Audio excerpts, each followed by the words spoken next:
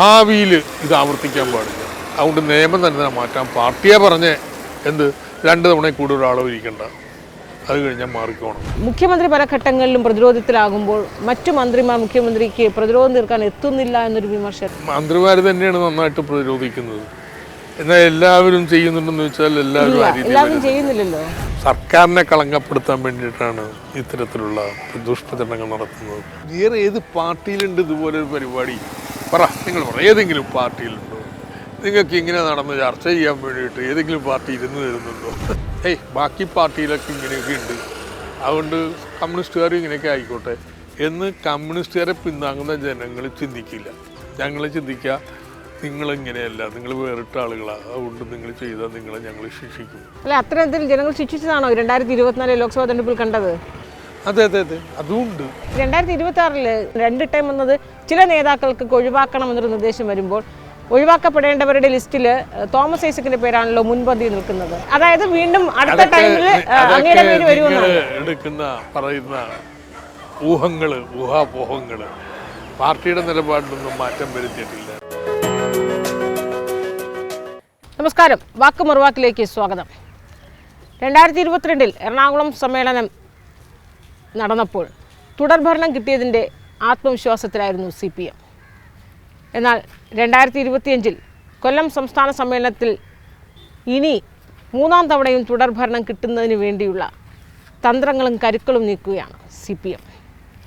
അതിലേറ്റവും ശ്രദ്ധേയമാകുന്നത് മുഖ്യമന്ത്രി പിണറായി വിജയൻ അവതരിപ്പിച്ച വികസന നയരേഖ തന്നെയാണ്. പ്രകടമായ മാറ്റങ്ങൾ CPMൻ്റെ പ്രത്യയശാസ്ത്ര നിലപാടുകളിലൊക്കെ മാറ്റം സംഭവിച്ചുവെന്ന വിമർശനവും ഒരു ഭാഗത്ത് ഉയർന്നുകൊണ്ടേയിരിക്കുന്നു. ഇന്ന് നമ്മോടൊപ്പം ചേരുന്നു സാമ്പത്തിക വിദഗ്ധനും മുൻ മന്ത്രിയുമൊക്കെയായ ഡോക്ടർ തോമസ് ഐസക്. സ്വാഗതം. ഈ വികസന നയരേഖ വലിയ രീതിയിൽ ഈ നിക്ഷേപം സ്വീകരിക്കാനായി അല്ലെങ്കിൽ ആഭ്യന്തര തനതു വരുമാനം വിഭവ സമാഹരണത്തിനായി എന്ത് നിലപാടും സ്വീകരിക്കാൻ CPM ഒടുവിൽ തയ്യാറായി എന്നൊരു വിമർശനമാണല്ലോ ഉയരുന്നത്. എന്തും നിലപാട് സ്വീകരിക്കില്ല കേട്ടോ. ഉദാഹരണത്തിന് നിക്ഷേപം വർദ്ധിപ്പിക്കാൻ വേണ്ടി നമ്മുടെ സുഹൃത്തൊക്കെയാണ് തമിഴ്നാട്ടിൽ ചെയ്തതുപോലെ ഈ ട്രേഡ് യൂണിയൻ പുതിയ സ്ഥാപനങ്ങളിൽ പാടില്ല, CPM പറയില്ല. അല്ലെങ്കിൽ ഗുജറാത്തിൽ BJP ആണ് ചെയ്ത പോലെ, BJP മാത്രമല്ല നമ്മുടെ കോൺഗ്രസിൻ്റെ രാജസ്ഥാനും ചെയ്തു. എന്നാൽ വേല സമയം ഇനിയിപ്പോൾ 8 മണിക്കൂറല്ല 10 മണിക്കൂർ 12 മണിക്കൂറാക്കാം എന്ന് നിയമം പാസ്സാക്കത്തില്ല. എന്നാൽ നിക്ഷേപം വർദ്ധിപ്പിക്കാൻ വേണ്ടി മിനിമം കൂലി വേണ്ട എന്ന് പറയില്ല. ഇതൊക്കെ കേരളത്തിൽ തുടരും കേട്ടോ, അതിനൊന്നും മാറ്റമില്ല. പക്ഷേ നിക്ഷേപനാണെങ്കിൽ ശത്രുവാണ് എന്നൊരു നിലപാട് സ്വീകരിക്കില്ല. ഈ ട്രേഡ് യൂണിയൻ പ്രസ്ഥാനവും ഒക്കെ വളർന്നു വന്ന ഘട്ടത്തിൽ ഇങ്ങോട്ടും അങ്ങനെയായിരുന്നു, അങ്ങോട്ടും അങ്ങനെയായിരുന്നു. ഇന്നിപ്പോൾ മാറി, ഇങ്ങോട്ടും ഇങ്ങനെ കാണിച്ചാലൊന്നും ഇവിടെ നടപ്പില്ല. അപ്പോൾ അതുകൊണ്ട് നമ്മളും കുറച്ച് മച്യൂറായിട്ടുണ്ട്. അപ്പം നിക്ഷേപം വേണം, നിക്ഷേപത്തിനെ ആകർഷകമാക്കാൻ വേണ്ടി എന്തൊക്കെ കേരളത്തിൽ ചെയ്യാം, നേരത്തെ പറഞ്ഞ കാര്യങ്ങൾ ഒഴികെ നല്ല പശ്ചാത്തല സൗകര്യങ്ങൾ ഒരുക്കണം. യെസ്, ചെയ്യും. ഇവിടെ നമ്മുടെ നിക്ഷേപ പ്രോത്സാഹന ഏജൻസികളുടെ പ്രവർത്തനങ്ങൾ മാറണം. യെസ്, അടിമുടി മാറ്റും. ചില അനഭിലഷണീയമായ പ്രവണതകൾ ഉണ്ടാവാൻ പാടില്ല. അത് നമുക്ക് വേണ്ട, നമുക്ക് ഇല്ലാതാക്കാൻ ചർച്ച. ഇത്തരത്തിൽ നിക്ഷേപത്തിന് കേരളത്തെ കൂടുതൽ ആകർഷകമാക്കാൻ നമുക്ക് പരിപാടിയുണ്ട്. ഇത്രയും കാലം ഈ പൊതുമേഖലയിൽ സ്വകാര്യ നിക്ഷേപത്തിനെതിരെ അല്ലെങ്കിൽ സ്വകാര്യ സംരംഭത്തിനെതിരെയൊക്കെ നിരന്തരം സമരം നടത്തിയവരാണ് CPM. ആ CPM തന്നെ ഇപ്പോൾ നയമാറ്റത്തിൻ്റെ ഭാഗമായി സ്വകാര്യ പൊതുമേഖലയിൽ PPP മാതൃകയിൽ സ്വകാര്യ നിക്ഷേപമാകാമെന്ന് പറയുന്നു. അതിൻ്റെ ഒരു വിരോധാഭാസം എങ്ങനെയാണ്? ഇല്ല, പൊതുമേഖലയിൽ സ്വകാര്യ നിക്ഷേപത്തിനൊന്നും കൊണ്ടുവരുന്നില്ല. പൊതുമേഖലയെ സംരക്ഷിച്ച് മുന്നോട്ട് കൊണ്ടുപോകുന്നത് തന്നെയാണ്. പക്ഷേ പൊതുമേഖലയുടെ മിച്ച പ്രദേശമുണ്ട്, സ്ഥലമുണ്ടെങ്കിൽ അവിടെ SME സെക്ടറുകളെ കൊണ്ടുവരാം. പുതിയ സംരംഭങ്ങൾ PPP മോഡലിൽ ആരംഭിക്കുന്നതിന് എന്തിനു എതിർക്കുന്നത്? നിലവിലുള്ള പൊതുമേഖലാ സ്ഥാപനത്തിൽ വെള്ളം ചേർക്കാനൊന്നുമില്ല, അത് സംരക്ഷിച്ച് തന്നെ കൊണ്ടുപോകും. അതാണ് നിലപാട്. അപ്പോൾ നഷ്ടത്തിലാകുന്ന പൊതുമേഖലാ സ്ഥാപനങ്ങൾ സംരക്ഷിക്കാനാണോ ഈ ഇത്തരത്തിലുള്ള നിലപാട്? നഷ്ടത്തിലോടുന്ന പൊതുമേഖലാ സ്ഥാപനങ്ങൾ ലാഭത്തിലാക്കാൻ വേണ്ടിയുള്ള പരിപാടികൾ വേറെ ചെയ്യും. അതിൻ്റെ ട്രാക്ക് റെക്കോർഡ് ഞങ്ങൾക്കുണ്ടല്ലോ. അപ്പോൾ അത് ലാഭത്തിലാക്കാം. എന്നാൽ ലാഭത്തിലുള്ളതും നഷ്ടത്തിലുള്ള പൊതുമേഖലാ സ്ഥാപനങ്ങൾക്ക് മിച്ച ഭൂമി ഉണ്ടെങ്കിൽ ആ ഭൂമിയിൽ SME സെക്ടറിനെയൊക്കെ നമ്മൾ പ്രോത്സാഹിപ്പിക്കുന്നു. ഒരുപക്ഷെ ഈ സ്ഥാപനത്തിൻ്റെ അനുബന്ധ സ്ഥാപനങ്ങൾ തന്നെ ഒരു വ്യവസായ സ്ഥാപനവും ഇപ്പോൾ എല്ലാം ആ ഫാക്ടറിക്കുള്ളിൽ ഉണ്ടാക്കുന്നില്ല, നല്ലൊരു പങ്ക് പുറത്തുനിന്നാണ്. അതായിക്കോട്ടെ, തൊട്ടടുത്ത് തന്നെ അതാകാം. അല്ലെങ്കിൽ വേറെ കോർപ്പറേറ്റ് സ്ഥാപനമായിട്ട് സഹകരിച്ചുകൊണ്ട് പുതിയ വ്യവസായശാല ആരംഭിക്കും. യെസ്, അത് ലിവറേജ് ചെയ്യണം ഇൻവെസ്റ്റ്മെൻറ്റിന്. അതിനെ നമ്മൾ എന്തിനു തീർക്കുന്നത്? നരേന്ദ്രമോദി സർക്കാർ ഇത് ചെയ്യുമ്പോൾ നിങ്ങൾ വലിയ രീതിയിൽ വിമർശനം അവർ ഇതല്ല ചെയ്യുന്നത് കേട്ടോ. നരേന്ദ്രമോദി അധികാരത്തിൽ വന്നതിന് ശേഷം ശരാശരി ഇപ്പോൾ ഒരു വർഷം 50,000 കോടി രൂപയുടെ പൊതുമേഖല വിൽക്കുകയാണ്. അത് നഷ്ടത്തിലൊന്നുള്ളതല്ല, ലാഭത്തിലുള്ളതുമേ കണ്ണുവച്ചിരിക്കുന്നത്. അപ്പോൾ നമ്മുടെ ഷിപ്പ് യാർഡ് നല്ല ലാഭത്തിൽ അസലല്ലേ അതിൻ്റെ ഓഹരി വിറ്റുകൊണ്ടിരിക്കുന്നു. ഏറ്റവും ലാഭത്തിലോടുന്ന ഇന്ത്യയിലെ ഏറ്റവും വലിയ വ്യവസായമില്ലേ LIC, അതിൻ്റെ വിറ്റുകൊണ്ടിരിക്കുകയല്ലേ. അപ്പോൾ അത് വിൽക്കുമ്പോൾ വെറും വിൽപ്പനയല്ല കേട്ടാ, LICയുടെ സ്വഭാവം തന്നെ മാറ്റുന്നതാണ്. നേരത്തെ LIC ഉണ്ടായിരുന്ന ലാഭം അത് മുഴുവനും അതിൻ്റെ പോളിസി ഹോൾഡേഴ്സിന് ബോണസായി കൊടുക്കും. അതായിരുന്നു LICയുടെ ഏറ്റവും വലിയ നേട്ടം. അത് വലിയ ലാഭമായിരുന്നു LIC മുടക്കൽ. ഇപ്പം എന്ത് ചെയ്യാൻ പോകുന്നറിയാമോ? അതിൻ്റെ ഒരു ഭാഗം മാത്രമേ ഓഹരി പോളിസി ഉടമകൾക്ക് നൽകൂ, ബാക്കി ഷെയർ ഉടമസ്ഥർക്ക് കൊടുക്കാൻ വേണ്ടി മാറ്റിവെച്ചിരിക്കുക. എന്നിട്ട് അവർക്ക് വലിയ ലാഭം അവർക്ക് വിഹിതം കൊടുത്തുകൊണ്ട് അവരെ ആകർഷിക്കാൻ പോവുകയാണ്. ആ പണിയൊന്നും നമ്മൾ ചെയ്യത്തില്ല. മറ്റൊരു നിർദ്ദേശം വികസന രേഖയിൽ ഈ സെസ് ചുമത്തുന്നതുമായി ബന്ധപ്പെട്ടാണ്. അതായത് ഇപ്പോൾ ഈ കാറ്റഗറൈസ് ചെയ്യുന്ന വരുമാനത്തിൻ്റെ അടിസ്ഥാനത്തിലൊക്കെ ജനങ്ങളെ കാറ്റഗറൈസ് ചെയ്ത് ഈ ഫീസ് ഈടാക്കുന്നതിൽ വ്യത്യസ്ത ചാർജ് ഈടാക്കുന്നു. അത് വലിയ രീതിയിൽ വിമർശനം ഉയർത്തുന്നുണ്ട്. ഇപ്പോൾ തന്നെ യൂസർ ഫീ ഉണ്ട് ചെറിയ തോതിലാണെങ്കിൽ ആശുപത്രിയിൽ. OP ടിക്കറ്റ് ഇല്ലേ? ഇതുപോലെ എല്ലാത്തിലും ഉണ്ട്. നമ്മൾ പരിപൂർണ്ണ സൗജന്യമാക്കിയത് സ്കൂള് മാത്രമാണ്. പക്ഷേ എവിടെയും നമ്മുടെ സ്കൂൾ മാനേജ്മെൻറ്റ് കമ്മിറ്റിക്ക് വേണമെങ്കിൽ രക്ഷാകർത്താക്കൾക്ക് വേണമെന്ന് പണം ചെറിയ തോതിൽ പിരിക്കാം. ഇപ്പം നമ്മൾ ഇതിൻ്റെ സേവനങ്ങളുടെ ഗുണനിലവാരവും സൗകര്യങ്ങളും അങ്ങ് അത്ഭുതപ്പെടുത്തുന്ന രീതിയിൽ വികസിപ്പിക്കുകയാണ്. ഒരു കാലത്ത് ഈ OP ടിക്കറ്റ് വർദ്ധിപ്പിച്ചതിനെതിരെ സമരം നടത്തിയവരാണ് നിങ്ങൾ. അപ്പോൾ ആ നിലപാട് മാറ്റി. OP ടിക്കറ്റ് ഏത് വർഷം, എത്രയോ വർഷം മുമ്പാ, അപ്പോൾ കഴിഞ്ഞു. അപ്പോൾ ഈ കാലഘട്ടത്തിനനുസരിച്ച് എല്ലാ മാറ്റങ്ങളും ഉൾക്കൊള്ളാൻ CPM തയ്യാറാകുന്നു. കാലഘട്ടത്തിന് വരുന്ന മാറ്റങ്ങളനുസരിച്ച് സമീപനങ്ങൾ, ശൈലിയിൽ, ലക്ഷ്യങ്ങളിൽ ഒക്കെ മാറ്റം വരുത്തിക്കൊണ്ട് മാത്രമേ മുന്നോട്ട് പോകാം. അത് തന്നെ മന്ത്രിയായിരുന്ന സമയത്ത് കിഫ്ബിയിലെ റോഡുകളിൽ ടോൾ പിരിവ് ഉണ്ടാകില്ല എന്ന് ഉറപ്പിച്ചു പറഞ്ഞിട്ട് പിന്നീട് ആ നയത്തിൽ പോലും മാറ്റും. ഇതിനൊക്കെ നിർബന്ധിതമാകുന്നത് ഈ സാമ്പത്തികമായ ഒരു പ്രതിസന്ധി തന്നെയാണോ? കാരണം ഞാൻ അങ്ങനെ പറഞ്ഞപ്പോൾ സത്യമായിട്ടും അത് തന്നെയാണ് മോഹിച്ചത്. കിഫ്ബി എന്ന് പറയുന്നത് ടോൾ പിരിവും കാര്യങ്ങളൊന്നും ഇല്ലാതെ ജനങ്ങളുടെ മേലൊരു ഭാരവും വെക്കാതെ, എന്നാൽ ഭാരവും ഉണ്ട് കേട്ടോ, അതിപ്പം നമ്മുടെ തലയിലല്ല, തന്നെ ഒരു 50 വർഷം കൊണ്ട് വരുന്ന സർക്കാരുകളുടെ തലയിലാണ്.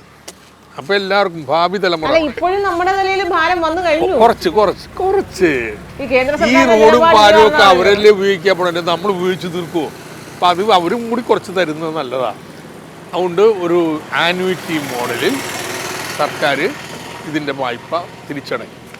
അപ്പോൾ ആ കേന്ദ്രവും വിചാരിച്ചില്ല നടക്കുമെന്ന്, സംസ്ഥാനത്തെ പ്രതിപക്ഷവും വിചാരിച്ചില്ല നടക്കില്ലെന്ന്, ആകാശകുസുമമാണെന്നൊക്കെ പറഞ്ഞ് കളിയാക്കി നടന്നു. ഇവിടെ നടന്നു, യാഥാർത്ഥ്യമാണ്. ഏതാണ്ട് 80,000 കോടി രൂപയുടെ നിർമ്മാണ പ്രവൃത്തികളങ്ങ് കേരളത്തിൽ നടക്കുകയാണ്. 3ാം തവണയും തുടർഭരണമാണ് CPM എന്തായാലും ലക്ഷ്യമിടുന്നത്. അപ്പോൾ ഈ പിണറായി വിജയൻ സർക്കാരിൻ്റെ നേതൃത്വത്തിൽ 2 തവണ ഭരണത്തിലേറി ഇടതുമുന്നണി വലിയ രീതിയിലുള്ള ഒരു മികച്ച ഭരണമാണ് എന്നൊരു വിലയിരുത്തൽ തന്നെയാണ് പാർട്ടിക്ക് സ്വാഭാവികമായും ഉണ്ടാവുക. അതെ, പാർട്ടിയുടെ വിലയിരുത്തൽ വളരെ നല്ല ഭരണമാണ്. പക്ഷേ അതോടൊപ്പം തന്നെ ചില പോരായ്മകൾ വന്നിട്ടുണ്ട്. ആ പോരായ്മകൾ സർക്കാരിൻ്റെ ദോഷം കൊണ്ടല്ല, അതിൽ കൂടുതൽ കാരണം കേന്ദ്ര സർക്കാരിൻ്റെ വിരോധ നിലപാടാണ്. അപ്പോൾ അതിനനുസരിച്ചുള്ള ചില നിലപാടുകൾ സ്വീകരിച്ചു പോകണം, തിരുത്തലുകൾ വേണം. ഉദാഹരണത്തിന് കിഫ്ബി എടുത്ത വായ്പ മുഴുവൻ വെട്ടിക്കുറയ്ക്കുക, കേന്ദ്ര സഹായം നമുക്ക് മറ്റ് സംസ്ഥാനം കൊടുക്കുന്നതിൻ്റെ പാതിയാക്കാം, അല്ലെങ്കിൽ ഒട്ടും തരാതിരിക്കുക, തരേണ്ടത് തന്നെ കുടിശ്ശികയാക്കാം. സുപ്രീം കോടതി കേസ് കടന്നപ്പോഴേ ഒന്നും തരാനില്ലെന്ന് പറഞ്ഞ കണക്ക് കോടതി വെച്ചപ്പോൾ 13,500 കോടി രൂപ തരാനുണ്ടെന്ന് സമ്മതിച്ച് അത് വായ്പ എടുക്കത്തോളം സമ്മതിച്ചില്ലേ. അപ്പോൾ അവരുടെ സ്വഭാവമൊന്നും മാറാൻ പോകണില്ല കേന്ദ്ര സർക്കാർ, അവരിത് തന്നെയാണ്. അപ്പോൾ ഇത് കുറച്ച് നാൾ ഇങ്ങനെ പ്രശ്നങ്ങൾ ഉണ്ടായിക്കൊണ്ടിരിക്കും. കിഫ്ബിയുടെ. അപ്പോൾ നമ്മൾ എന്താ ചെയ്യണേ? നമ്മുടെ മുൻഗണനയിലൊരു മാറ്റം വേണം. എല്ലാം സാധാരണ രീതിയിൽ ഇപ്പോൾ ചിലവാക്കിയിരുന്ന പോലെ ചിലവാക്കിക്കൊണ്ടിരുന്നെങ്കിൽ പാവങ്ങളുടെ ചിലതും വെട്ടിയും അത് വെട്ടാൻ പാടില്ല. ഇത് വലിയൊരു മാറ്റമാണ്. വേറെ ചിലത് വേണ്ടത് വെക്കേണ്ടി വരും. കാരണം കേന്ദ്രം പണം അനുവദിക്കുന്നില്ല. പക്ഷേ അങ്ങനെ വെട്ടുമ്പോൾ അതിനുള്ള മുൻഗണന സർക്കാർ നിശ്ചയിക്കണം. ഇതാണ് വിമർശനം. അത് ഞങ്ങൾ ചർച്ച ചെയ്ത് ഇങ്ങനെയൊക്കെ ചില മാറ്റങ്ങൾ വരുമെന്ന് പാർട്ടി മുഴുവൻ പഠിപ്പിക്കണ്ടേ? പാർട്ടിയെ പഠിപ്പിക്കണം, പാർട്ടി ജനങ്ങളെ പഠിപ്പിക്കും. അങ്ങനെയാണ് സർക്കാർ മുന്നോട്ട് പോകുന്നത്. പ്രാദേശിക തലങ്ങളിൽ ഇപ്പോഴും വിഭാഗീയതയുണ്ട് എന്നത് ഒരു ആശങ്ക അല്ലെങ്കിൽ ഒരു തലവേദന തന്നെയല്ലേ ഇപ്പോൾ പാർട്ടിക്ക് ഇപ്പോഴും? 38,000 ബ്രാഞ്ച് സമ്മേളനങ്ങളാണെന്ന്. അതിൽ ഒരു ബ്രാഞ്ചിൽ ഇറങ്ങിപ്പോയി തല്ലി പിടിച്ച് 38,000 കുറിച്ച് നിങ്ങൾ വർത്തമാനം പറയണേ. അത്തരത്തിൽ എത്ര വലിയൊരു പാർട്ടിയാണെന്ന്. അപ്പോൾ അതിൻ്റെ കീഴ്ഘടകങ്ങളിൽ ചർച്ച ചെയ്യുമ്പോൾ ചില സ്ഥലങ്ങളിൽ ചില പ്രശ്നങ്ങളൊക്കെ ഉണ്ടാവും. അപ്പോൾ ഞങ്ങൾ ഈ പ്രശ്നങ്ങളൊക്കെ ഇവിടെ സംസ്ഥാന തലത്തിൽ വിലയിരുത്തി നോക്കിയിട്ട് എന്തുകൊണ്ടാണ് അങ്ങനെ വന്നത്? കാരണം ഭിന്നാഭിപ്രായങ്ങൾ പറയുന്നതിനൊന്നും തടസ്സമില്ല. ചർച്ചയ്ക്ക് വിമർശിക്കാം. നിങ്ങൾ തന്നെ റിപ്പോർട്ട് ചെയ്യുന്ന വിമർശനങ്ങൾ കൊണ്ടിരുന്നുണ്ട്, പിന്നെ ചർച്ച ചോർത്തി അതിൽ നിന്ന് വിമർശനങ്ങൾ കൊണ്ടിരുന്നത്. ആ വിമർശനങ്ങളൊക്കെ നടക്കുന്ന പാർട്ടിയാണിത്. ഇങ്ങനെയൊക്കെ സൗകര്യം ഉണ്ടായിട്ട് നിങ്ങളെന്തിനാ ഈ വെറുതെ ഈ തല്ലിപിടുത്തത്തിന് പോകണം ബ്രാഞ്ച് യോഗം ചേരുമ്പോൾ അല്ലെങ്കിൽ LCA? അപ്പോൾ അതിന് കാരണം പക്ഷേ നമ്മൾ തെറ്റായ ശൈലി കൊണ്ടാണ്.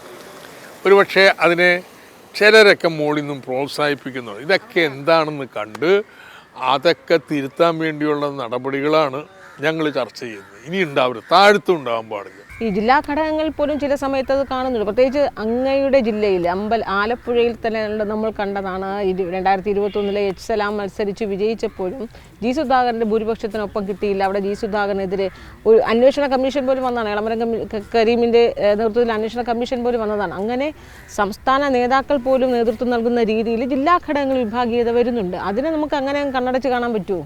കണ്ണടക്കുന്നില്ലല്ലോ. അല്ലെ കമ്മീഷൻ്റെ കാര്യമൊക്കെ നിങ്ങൾ പറഞ്ഞേ. നോക്കൂ, മനുഷ്യന്മാരാണെന്ന് പോരായ്മകളുണ്ടാവും, ചിലപ്പോൾ ദേഷ്യം വരും, മുൻവിധികളുണ്ടാവും, ചിലരുടെ ഇഷ്ടം കൂടുതൽ വരും.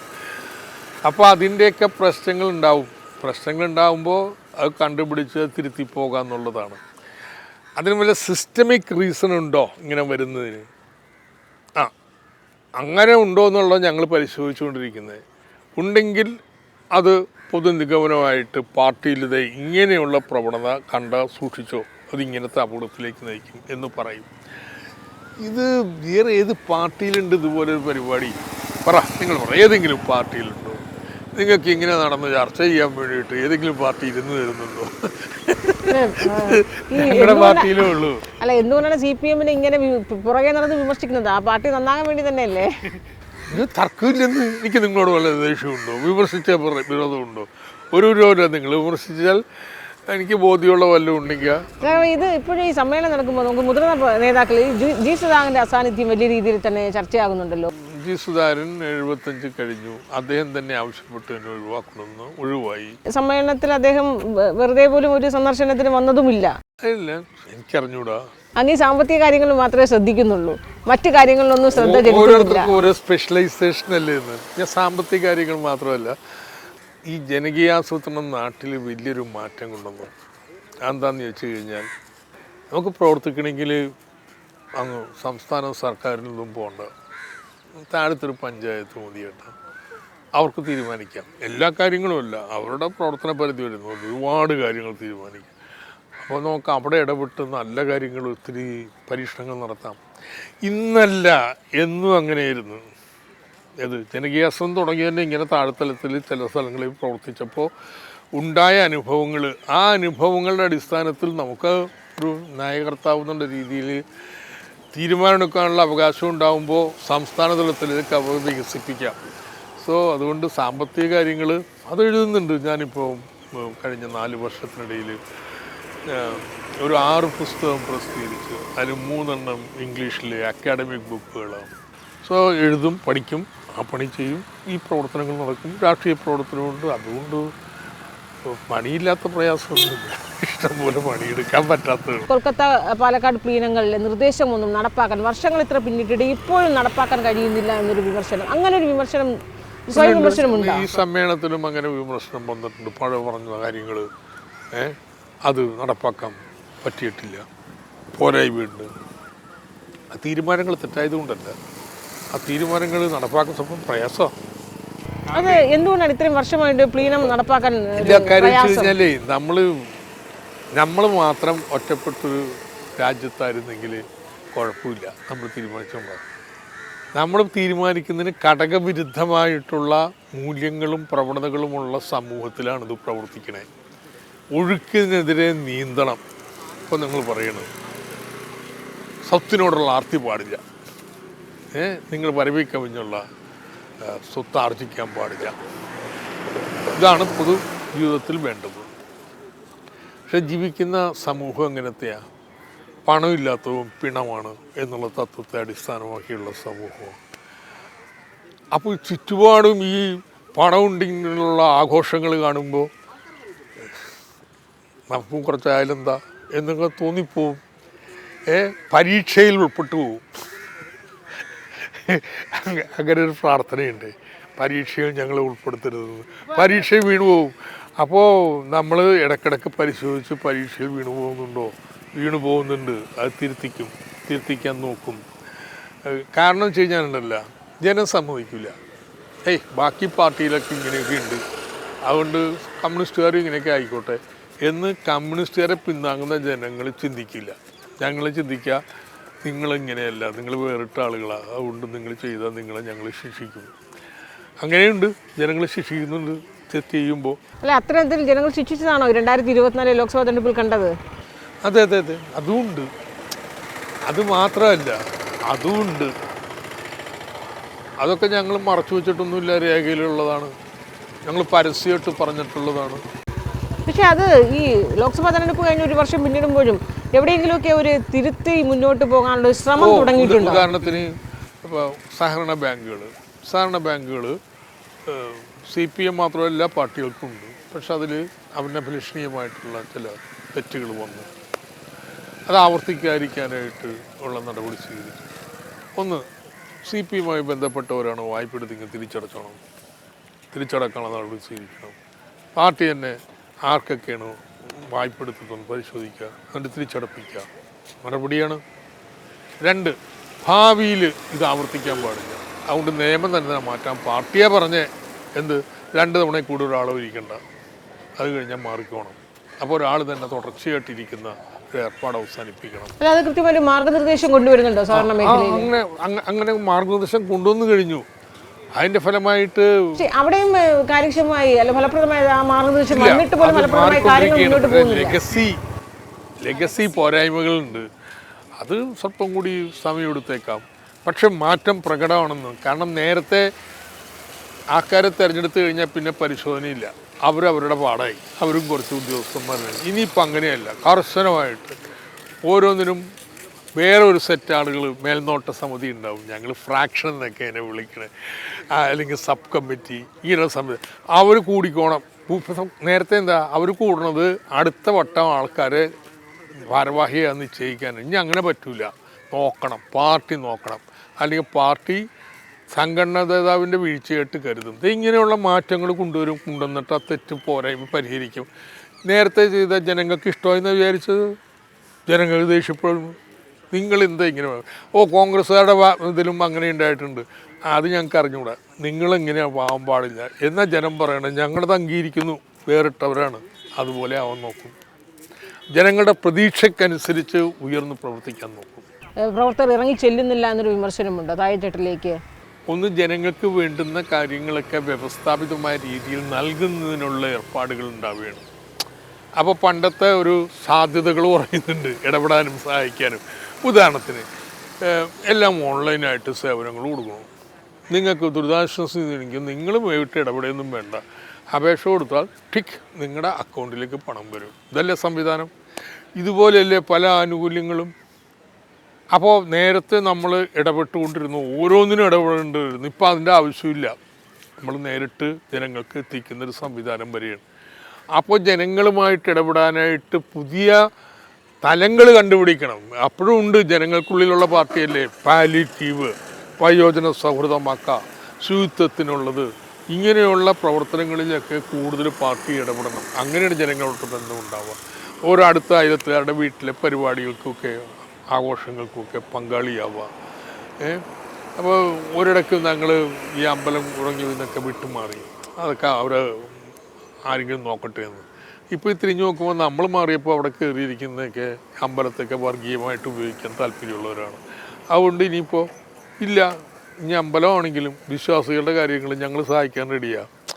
പക്ഷേ അതിൻ്റെ അടിസ്ഥാനത്തിൽ രാഷ്ട്രീയത്തിലെ കാര്യം വരണ്ട, അതിലേക്ക് കയറരുത്, അത്രേ ഉള്ളൂ.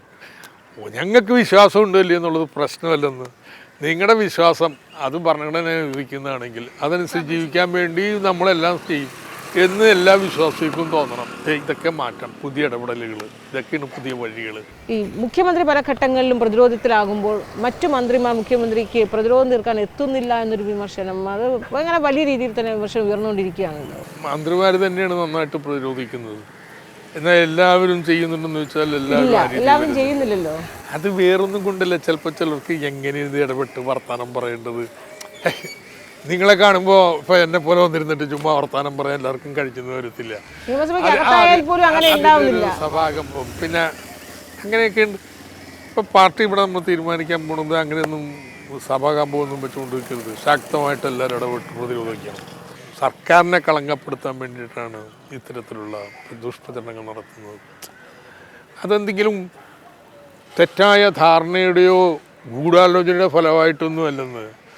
ഓരോരുത്തർക്കും ഒരു ശൈലിയില്ലേ, ഇങ്ങനെ ഔട്ട്സ്പോക്കണായിട്ട് ഇറങ്ങി നിന്ന് എപ്പോഴും വർത്തമാനം പറയുന്നവർ, അവരുടെ എണ്ണം കുറവാണ്, അത്ര തന്നെ ഉള്ളൂ. അതിൻ്റെ അപ്പുറമൊന്നും അത് ഗുണക്കാനില്ല. പക്ഷേ അത് പോരാ. മന്ത്രിയൊക്കെ ആകുമ്പോൾ അതിൻ്റെ സ്ഥാനമുണ്ട്, പറയുമ്പോൾ ആൾക്കാർ കേൾക്കും. നിങ്ങളെല്ലാവരും ഇറങ്ങണം. അവർ മാത്രമല്ല, പാർട്ടിയുടെ നേതാക്കന്മാരും ഇറങ്ങണം. ഞാനടക്കം വർത്തമാനം പറയണം, പ്രതിരോധിച്ചു പോകണം. കാരണം അത്രയ്ക്ക് വലിയ അറ്റാക്കാണ്. അറ്റാക്കെന്ന് മനസ്സിലാക്കിയിട്ട് അതിനെ പ്രതിരോധിക്കാൻ വേണ്ടി എല്ലാവരും ഇറങ്ങണം. അപ്പോൾ ഇനി മുതൽ മുഖ്യമന്ത്രി പ്രതിരോധിക്കാൻ എല്ലാവരും ഒറ്റക്കെട്ടായി മന്ത്രിസഭയ്ക്കകത്തും പുറത്തും സർക്കാരിനെയും ഏത് മന്ത്രിയെയും ഈ പാർട്ടിയും പ്രതിരോധിക്കാൻ. കാരണം ചരിത്രത്തിൽ ഒരു കാലത്തും ഇല്ലാത്ത വണ്ണമുള്ള ആക്രമണങ്ങളാണ് നടന്നുകൊണ്ടിരിക്കുന്നത്, ദുഷ്പ്രചരണങ്ങളാണ് നടന്നുകൊണ്ടിരിക്കുന്നത്.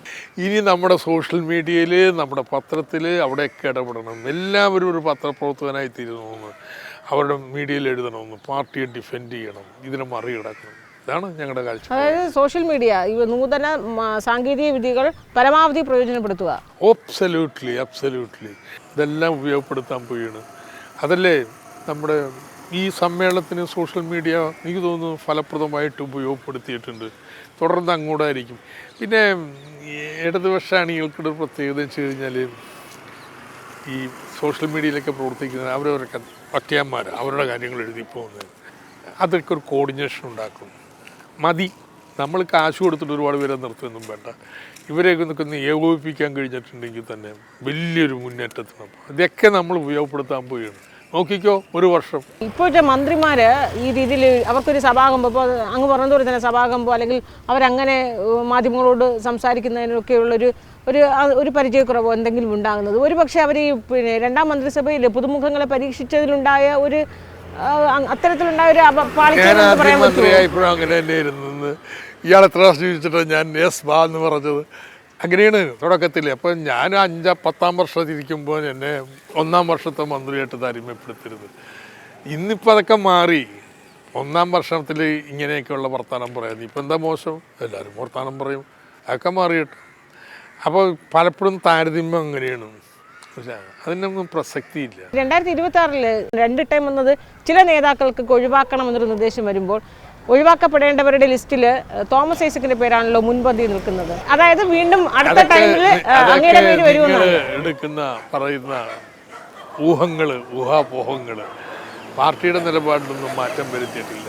അതുകൊണ്ട് മാറ്റം വരുത്താത്ത കാര്യത്തെക്കുറിച്ചൊന്നും ആലോചിക്കും. എന്നാലും വീണ്ടും പാർലമെന്റ് രംഗത്തേക്കുള്ള പരീക്ഷണത്തിന് തയ്യാറായി തന്നെയാണ് നിൽക്കുന്നത്. എപ്പോഴും പാർട്ടി നിയോഗിക്കുന്നു, പാർലമെന്റ് രംഗത്ത് പാർട്ടി പുറത്ത് വേറെ പരിപാടിക്ക് നിയോഗിക്കുന്നു. അതൊക്കെ എവിടെയായാലും നമുക്ക് ചുമതലപ്പെടുത്തുന്ന കാര്യങ്ങൾ നന്നായിട്ട് ചെയ്യാന്നുള്ളതാണ്. എന്തായാലും ഇത്രയും സമയം വാക്കും മറുവാക്കുമായി സഹകരിച്ചതിന് നന്ദി.